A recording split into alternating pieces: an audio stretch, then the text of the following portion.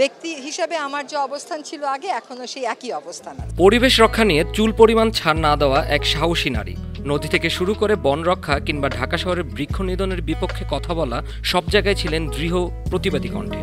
পরিবেশ রক্ষার জন্য পেয়েছে এশিয়ান নোবেল খ্যাত র্যামন ম্যাগসাসাই পুরস্কার। বৃহস্পতিবার অন্তর্বর্তীকালীন সরকারের উপদেষ্টা হিসাবে শপথ গ্রহণের পর শুক্রবার মন্ত্রিপরিষদ থেকে পরিবেশ, বন ও জলবায়ু পরিবর্তন মন্ত্রণালয়ের দায়িত্ব পেয়েছেন আন্তর্জাতিক নারী পুরস্কারপ্রাপ্ত সৈয়দ রিজওয়ানা হাসান।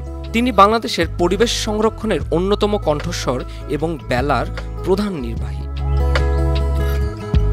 রিজওয়ানা হাসানের জন্ম 1968 সালের 15 জানুয়ারি ঢাকার ধানমন্ডিতে। তার পৈতৃক নিবাস হবিগঞ্জের চুনারুঘাটে। তিনি ভিকারুন্নেসা নূন স্কুল অ্যান্ড কলেজ থেকে এসএসসি এবং হলিক্রস থেকে এইচএসসি পাশ করেন। পরে ঢাকা বিশ্ববিদ্যালয়ের আইন বিভাগে ভর্তি হয়ে সেখান থেকে স্নাতক এবং স্নাতকোত্তর ডিগ্রি অর্জন করেন। 2007 সালে তিনি যুক্তরাষ্ট্র থেকে আইজেনহাওয়ার ফেলোশিপ সম্পন্ন করেন।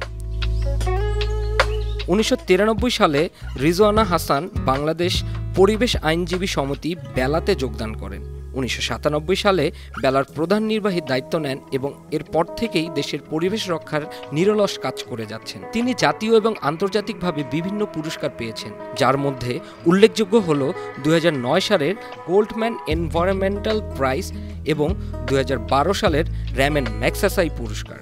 রিজওয়ানা হাসান বিভিন্ন সময় শক্তিশালী মহলের প্রতিরোধ এবং নিজের পরিবারের প্রতি সহিংসতার সম্মুখীন হয়েছেন। তবুও তিনি জনস্বার্থে মামলা করে বন উজাড়, দূষণ, অবৈধ ভূমি উন্নয়ন সহ পরিবেশ বিষয়ক নানা সমস্যার বিরুদ্ধে লড়াই করেছেন। তার এই সাহসিকতার জন্যই 2022 সালে তিনি আন্তর্জাতিক নারী সাহসী পুরস্কার পান।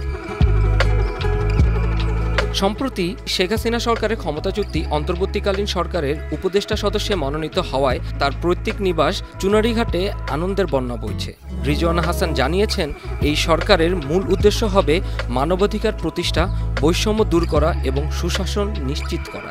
আমার যে দাবিটা ছিল যে এটার বিচার নিশ্চিত করতে হবে। এইরকম হত্যাকাণ্ড, বর্বরতা, সহিংসতার বিচার যদি নিশ্চিত করা না যায়, তাহলে আর আমরা আইনের শাসনের কথা কেমন করে বলবো? জোবায়ের সিদ্দিক, 52 টিভি।